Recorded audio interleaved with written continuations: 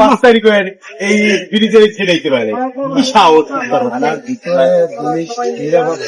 ভালো মানুষের জন্য যদি হয়তো তাইলে হয়তো চুরির জন্য আইসা আমাদের সহ করবে না কি অপরাধ করছে আমাদের সহ করবে একটা চোরের জন্য যদি এই অবস্থা হয় তাহলে আমরা কিভাবে আইন শৃঙ্খলা পরিস্থিতি নিয়ন্ত্রণ করবো? যদি এই অবস্থা হয় তাহলে পুলিশ কিভাবে তার পুলিশিং করবে? কিভাবে সে কি করবে এগুলো? বাংলাদেশ পুলিশ বাংলাদেশের নিরাপত্তার এক স্তম্ভ। সেই পুলিশের উপর যখন এভাবে হামলা হয় তখন আমাকে বলতেই হয়, জুলাই এখনো হয়নি শেষ, পুলিশ মারার বাংলাদেশ। জুলাইয়ের রক্ত এখনো হয়নি শেষ, থানা লুটপাটের বাংলাদেশ। একথা আমাকে বলতেই হয়। এটা হচ্ছে বাংলাদেশ পুলিশের বর্তমান অবস্থা। 2 দিন আগে আপনারা দেখছেন দিনাজপুরে এক অপহরণকারীকে পুলিশ গ্রেপ্তার করার অপরাধে থানায় হামলা চালাইছে, পুলিশের উপরে হামলা চালাইছে। আর এই ঘটনা ঘটছে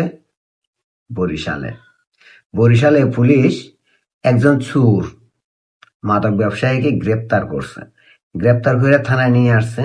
আর সেই চোর আর মাদক ব্যবসায়ী সহযোগীরা অনলাইনে সোশ্যাল মিডিয়ার মাধ্যমে গুজব ছড়াইছে যে ওই চোর থানার ভিতরে মারা গেছে।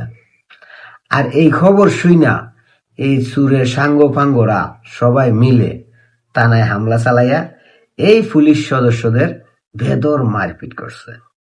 এই হামলায় 12 জন আহত হয়েছে। পুলিশ সদস্যরা বলতেছে আমরা চোর ধরতে যাইয়া মার খাইতে হয়, আমাদের এই অবস্থা কেন, আমরা কোথায় যাব? কথা সত্য যে দেশের পুলিশ চোর ধরে আইনা থানায় রাখলে পুলিশের উপরে হামলা হয়, যে দেশের পুলিশ অপহরণকারীকে ধরে আইনা থানায় রাখলে থানায় হামলা হয়, সে দেশের জনগণের নিরাপত্তা কে দিবে? আপনি বিপদে পড়লে পুলিশের কাছে যান, আমি বিপদে পড়লে পুলিশের আশ্রয় নেই, পুলিশের সহযোগিতা নেই। কিন্তু পুলিশে যখন হামলা শিকার হয়, মাইরের শিকার হয়, তখন তো বলতেই হয় জুলাই এখনো হয়নি শেষ, পুলিশ মারার বাংলাদেশ। জুলাইয়ের রক্ত শুকায়নি এখনো, থানা লুটপাটের বাংলাদেশ। বলতেই হয় জুলাই আন্দোলনে 3300 পুলিশ হত্যার শিকার হয়েছে। আর সেই পুলিশ হত্যার প্রতিবাদ আমি শাহজাহান অনেকবার করছি, অনেকবার পুলিশ হত্যার বিচার চাইছি, কোনো লাভ হয় নাই। এই ভিডিওতেও কোনো লাভ হবে না, কারণ আমরা এখন আছি এমন এক দেশে যে দেশের আইন শৃঙ্খলা বাহিনী নিরাপদ নয়, থানা নিরাপদ নয়, পুলিশ নিরাপদ নয়। পুলিশ থানার কথা বাদ দেন ভাই, সেনাবাহিনীর ক্যান্টনমেন্ট উড়িয়ে দেওয়ার কথা বলছিল টাকলা ফুহাদ, চিনছেন তো? সেই টাকলা ফুহাদের কিছু হয়েছে? যে সেনাবাহিনী বাংলাদেশের ভ্যানগার্ড বলতে পারেন, সেই সেনাবাহিনী ক্যাম্প উড়িয়ে দেওয়ার হুমকি দেওয়ার পরও টাকলা ফুহাদকে কিছু বলা হয়নি। গ্রেপ্তার করবে, শাস্তি দিবে তো দূরের কথা, কিছু বলেই নাই।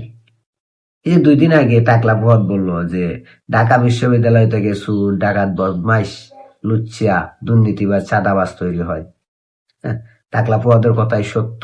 টাকলা ফুয়াদের কথা যদি সত্য না হইতো তাহলে এতক্ষণে বাংলাদেশের সাধারণ শিক্ষার্থীরা ঢাকা বিশ্ববিদ্যালয় থেকে যারা পড়ালেখা করে বের হয়েছে তারা প্রত্যেকেই প্রতিবাদ করত। তার মানে প্রতিবাদ যেহেতু করে নাই, তার মানে টাকলা ফুয়াদের কথাই সত্য। আচ্ছা বাদ দেন, এবার আসেন এই যে পুলিশের এই করুণ পরিণতি, এই পরিণতি যদি চলতে থাকে তাহলে আর কিছুদিন পর এই বাংলাদেশের পুলিশ বাহিনীতে যারা চাকরি করে তারা তো চাকরি ছাড়বেই জীবন বাঁচানোর জন্য। আনসার, বিজিবি যারা আছে তারাও চাকরি ছেড়ে দিবে। কারণ ভাই, যে চাকরি করা হয় দেশের নিরাপত্তা দেওয়ার জন্য, সেই চাকরি যারা করে তারাই যদি নিরাপত্তা না পায় তাহলে এই চাকরি করবে কেউ? একজন চোরকে ধরে আনছে এই জন্য হামলা, একজন অপহরণকারীকে ধরে আনছে এই জন্য থানায় হামলা। তাহলে যে দেশে আইন শৃঙ্খলা বাহিনী নিরাপত্তা নেই, সেই দেশে আমার আপনার নিরাপত্তা কে দিবে? সেনাবাহিনী? তাদের তো নিরাপত্তা নেই, তাদেরকে হুমকি দেয়, তাদের ক্যান্টনমেন্ট উড়িয়ে দিবে, তাদেরকে গাড় ধরে ভারতে পাঠিয়ে দিবে। তাহলে নিরাপত্তাটা কে দিবে বলতে পারেন? আমার জানা নাই ভাই, কে আমাদের নিরাপত্তা দিবে, কে আমাদেরকে সুরক্ষা দিবে, কে আমাদের বিপদে বাসায় এসে দাঁড়াবে জানি না। তবে এতটুকুই জানি, যদি এভাবে চলতে থাকে তাহলে আপনি মাটির নিচে ঘর বানাইয়া ওইখানেও যদি লুকাইয়া থাকেন তারপরও বাঁচতে পারবেন না। কারণ চোর, বাটপার, সন্ত্রাস, চাঁদাবাজ, অপহরণকারী তাদের সাহস দিন দিন বাড়তেছে, কারণ বাংলাদেশ আইন শৃঙ্খলা বাহিনী দুর্বল হইতেছে, তাদের অবস্থা ভালো না, তারা নিজেরাই জীবনের ঝুঁকিতে আছে। তো আমার আপনার জীবন বাঁচাবে কে? বাঁচানোর কেউ নাই। সহ্য করেন আর মার খান, পালায়া থাকেন, লুকিয়ে থাকেন, এটাই হবে আপনার সবচাইতে বড় কাজ। আপনি যতদিন লুকাইয়ে বাঁচতে পারবেন, চুর বাটপার সন্ত্রাস আওয়াজ দেখলে সালাম দিতে পারবেন, তাদের পায়ে পড়ে নম নম করতে পারবেন, তাদেরকে বড় ভাই মানতে পারবেন, ততদিন আপনি নিরাপদ আছেন। আর আপনি যদি চুর বাটপার চাঁদাবাজ লুটপাটকারী অপহরণকারীর বিরুদ্ধে কথা বইলা ফেলেন, তাহলে আপনি মরছেন। আপনাকে মারবে, মাইরা আপনার উপরে একটা ট্যাগ লাগাইয়া দিবে, দিয়া ফাঁসাইয়া দিবে। আর পুলিশ বেচারা সেও এই চুর বাটপার সন্ত্রাসীরা যে কথা বলবে সেটা মেনেই এই নির্যাতনের শিকার, হত্যার শিকার মানুষের বিরুদ্ধেই মামলা নেবে। এটাই বাংলাদেশ, এটাই 24-এর বাংলাদেশ, এটাই স্বাধীন বাংলাদেশ, এটাই নতুন বন্দোবস্তের বাংলাদেশ।